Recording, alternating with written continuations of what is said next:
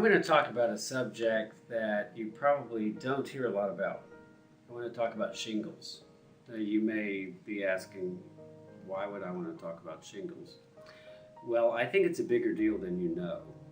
And what we're going to talk about is the cause, how common it is, why you should care, what you can do to treat it, and how you can prevent it.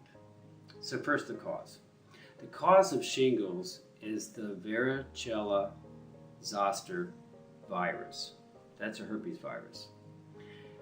You may not know this, but that virus in its primary form presents as chickenpox. And when it presents later in life, it presents as zoster or shingles. Shingles is not something you get from somebody else later. It's something that you already have. Now, the clinical presentation of that is as a rash, or we say a dermatitis. So the technical description of that for a doctor is that it's a vesicular dermatitis that presents along a specific dermatome.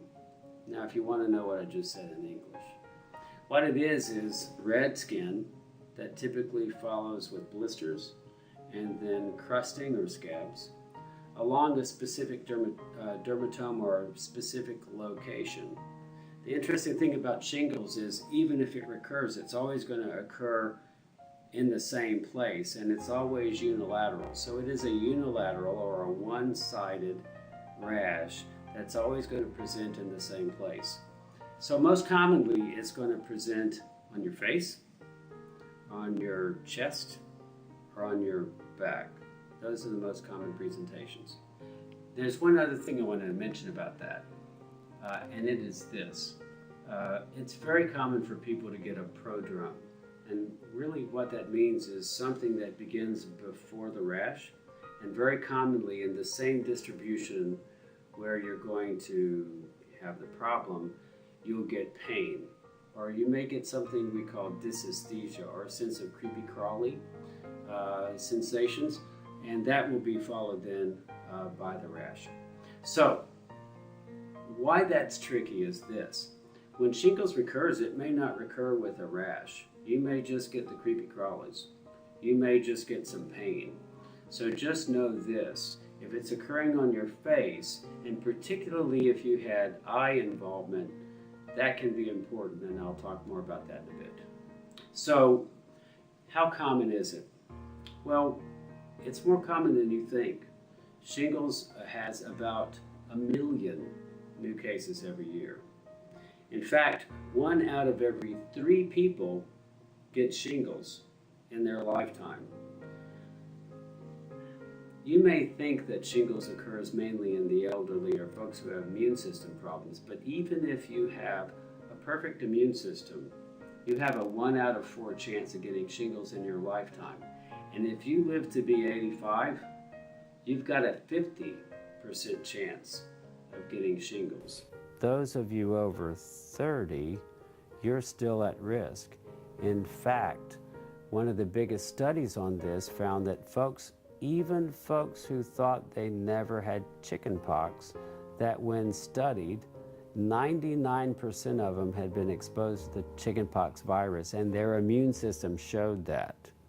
So I want you to know that, even if you don't think you've had chickenpox, if you're over 30, you got a 99% chance of having been exposed to chickenpox. And the other thing I want you to know is that modern science is changing these risk profiles for our younger folks. So now we're going to talk about those 7 reasons. So now I'm going to give you 7 reasons. I'm going to give you 7 reasons why I really want you to care about this. Number 1, if you're female, your risk of getting shingles is greater. The duration tends to be more severe. Your complications tend to be more worrisome.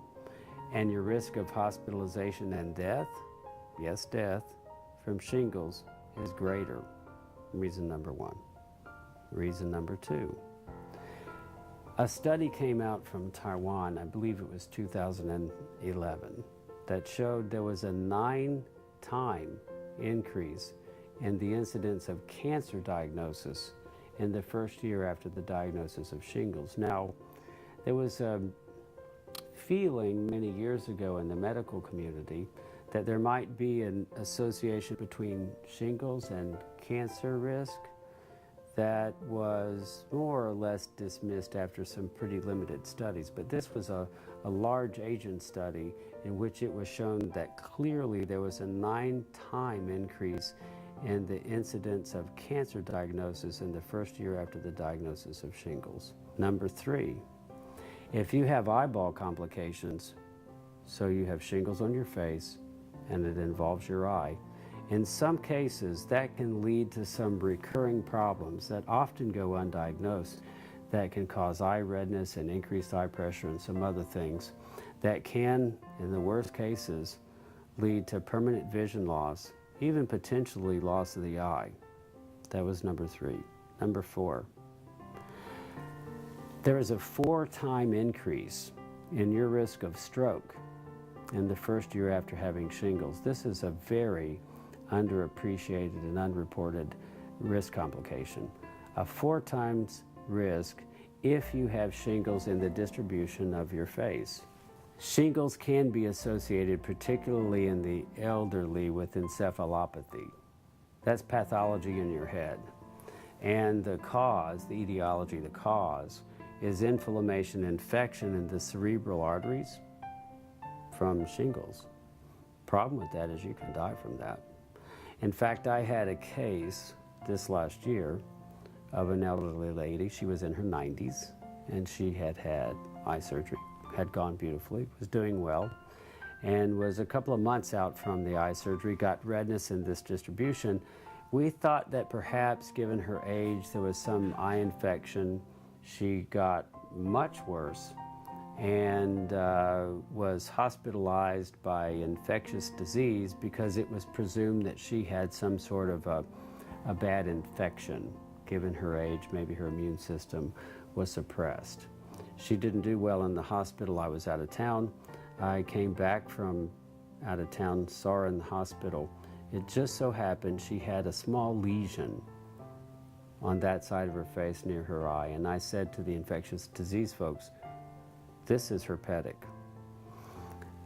She looked like she was dying. She was not responding to big league IV antibiotics. And we actually did blood samples and we actually pulled fluid out of the eye. We did a bunch of things. As soon as she went on IV antivirals, she did dramatically better. 4 days later, she walked out of the hospital. Shingles can kill you. Pain is associated with shingles even after it clears up. So post-herpetic pain or post-shingles pain, and many people can last on average for about a month after the shingles clears up. So it's a quality of life issue for at least a month for most people afterwards. But number 7, post-herpetic neuralgia, which technically is diagnosed as pain which lasts for at least 3 months afterwards, can really be debilitating for some people. So that's 7 reasons. I gave you 7 reasons why I want you to care about shingles. So now I want to talk about the treatment. The treatment's pretty straightforward. We have antivirals, multiple antivirals on the market that you can take by mouth. We recommend that the treatment start in the first 72 hours. If it doesn't start in the first 72 hours, it doesn't mean that we wouldn't start treatment. Just ideally, we find that if we can start treatment in the first 72 hours, it tends to reduce some other complications and durations and so on. So you take oral antivirals. Then, in some cases, if we want to try to diminish inflammations and some other things, we can add steroids for a short duration in shingles treatment. There's a vaccine. And that's really the point of this talk, because the vaccine, in my view, is the key. Because even though we have treatment for shingles, the take-home message is you don't want to get it. And the only way you can reduce your risk of getting it is to get your shingles shot. So I'm sure you may have heard about the shingles vaccine, but you may not know much about it. It's what we call a live attenuated virus vaccine. So you actually get the virus, but you get a weakened form of it. The studies on this show that it's not perfect, but it reduces the severity, the risk, the complications, etc., by 50 to 70%. So you've reduced factors by at least 50% if you get the vaccine. The official CDC recommendation is that you get a vaccine at 60, or at any time after 60, you get a vaccine. The FDA initially recommended the vaccine for 60 and older, but in 2011, it changed that recommendation to 50. Here's why. Because more and more studies showed this dramatic increase in cases of folks in their 50s. So the FDA felt like that there was great benefit of getting that vaccine in your 50s. So I can't tell you that this disconnect is going to get reconciled, and here's the consequence of that.